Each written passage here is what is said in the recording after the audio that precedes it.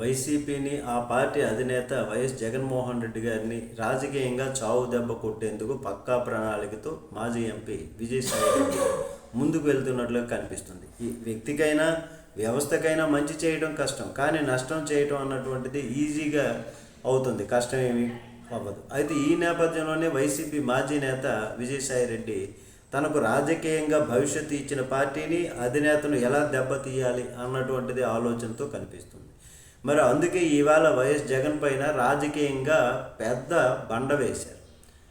జగన్ క్రిస్టియానిటీని దృష్టిలో పెట్టుకొని మతపరమైనటువంటి ద్వేషాన్ని రగల్చడానికి ఆయన ఇప్పుడు సిద్ధంగా ఉన్నట్టు తెలుస్తుంది. మరి ఇవాళ ఆయన మీడియాతో మాట్లాడుతూ బాబు జగన్ ఇద్దరు కూడా అసమర్థులే అన్నట్లుగా శ్రావణ మాసం 3 లేదా 4వ వారంలో కొత్త పార్టీ గురించి ప్రకటిస్తానన్నారు. అయితే తనకు ఎవరి మీద ద్వేషం శత్రుత్వం లేదన్నారు. రాజకీయంగా ప్రత్యర్థులు మాత్రమే ఉంటారని ఈ విధంగా చెప్పుకొచ్చారు. అయితే ఎంపీల పవర్ గురించి బయటికి చెప్పుకోలేక కుమిలి ఏడవాల్సి వస్తుందన్నారు. ప్రభుత్వాన్ని నడిపించలేని అసమర్థ ముఖ్యమంత్రి చంద్రబాబు అని ఆయన తీవ్రంగా విమర్శ చేశారు. అలాగే ప్రతిపక్ష పాత్ర పోషించలేని అసమర్థ ప్రతిపక్ష నేత వైఎస్ జగన్ అని కూడా ఘాటు విమర్శలు చేశారు. ప్రతిపక్ష హోదా ఉందా లేదా అనేది ముఖ్యం కాదన్నారు. ఒకరున్నా ప్రతిపక్షమే అని చెప్పుకొచ్చారు.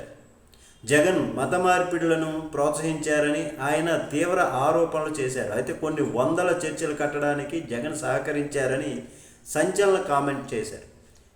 హిందూ మతాన్ని ప్రోత్సహించడానికి జగన్ సహకరించలేదని విజయసాయి రెడ్డి అనడం రాజకీయ దుమారం ఇప్పుడు రేపుతోంది.